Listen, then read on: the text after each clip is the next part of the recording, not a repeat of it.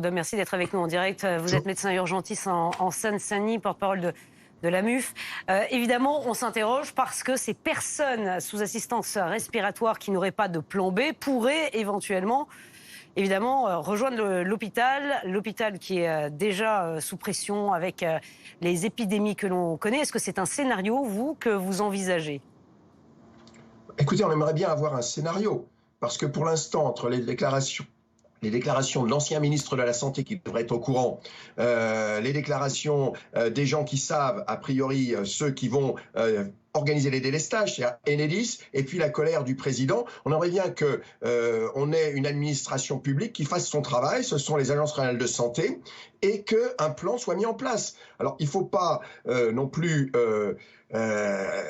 susciter la panique chez les gens qui sont concernés, mais il y a besoin de s'organiser. Effectivement, les patients sont connus par les prestataires qui leur fournissent le matériel, mais il faut savoir qu'en cas de coupure de courant, ils auront aussi l'impossibilité de faire le 15 ou le 18.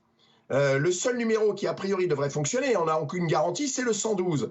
Donc si on ne s'est pas préparé à l'avance, ce qui n'est pas le cas aujourd'hui, dans mon hôpital, dans mon département, pour l'instant, aujourd'hui, nous n'avons aucune directive de l'Agence régionale de santé concernant ce problème qui concerne quand même un nombre très conséquent de patients. Ni le SAMU, ni les urgences de mon hôpital n'ont pour l'instant une procédure connue. Et si l'hôpital doit accueillir ces patients, encore faudrait-il qu'on ait les locaux et du personnel, ce dont nous manquons aujourd'hui. Voilà, Christophe Prudhomme, et c'est évidemment ce point. Dans mes propos parce que, Christophe, vous voyez, oui, on comprend Christophe Prudhomme, effectivement, et vous n'avez pas encore les indications. Vous évoquez le matériel. Est-ce que vous savez si le matériel respiratoire en France, globalement, et peut-être chez vous, est encore disponible? Est-ce qu'il y a encore des places? Non, mais les patients disposent de matériel. Alors, ces matériels, parfois, sont autonomes, fonctionnent sans électricité. Certains ont des batteries, mais parfois des batteries qui ne tiennent que 30 à 40 minutes. Donc, il faut qu'il y ait une analyse de la liste de ces patients, qu'ils soient contactés, que nous ayons le retour dans les établissements concernés, c'est-à-dire que l'on connaisse ces patients qui sont autour de l'hôpital et qui sont susceptibles éventuellement de venir à l'hôpital s'ils ont des problèmes.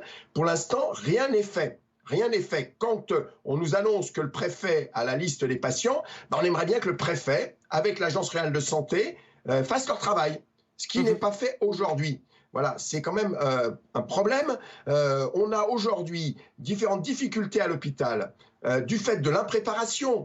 Il faut se rendre compte que là, l'attaque sur l'informatique de l'hôpital de Versailles, il faut savoir qu'on n'a aucun plan. Il n'y a pas de plan blanc en cas d'attaque informatique. Et on est en incapacité de passer rapidement au papier. Et là, on n'est pas en capacité de finalement régler un problème qui concerne un nombre de personnes relativement limité, parce qu'il n'y a plus de services publics, il n'y a plus d'administration. Vous savez, l'Agence régionale de santé aujourd'hui, il s'occupe des finances, il ne s'occupe pas des patients. C'est quand même un problème. Donc on aimerait bien avoir des plans, on aimerait bien avoir des instructions de la part des autorités, que ces autorités fassent le travail qu'elles ne font pas aujourd'hui. Et on en a, vous voyez, je le dis avec force, ras-le-bol des déclarations de porte-parole du gouvernement, du ministre de la Santé, qui racontent tout et n'importe quoi, qui ne correspondent pas à la réalité du terrain. Qui fassent le travail avec les administrations concernées et que nous ayons des instructions précises et les moyens pour pouvoir répondre aux besoins des patients. Merci beaucoup, Christophe Prudhomme. Le message est passé. On va reparler de ces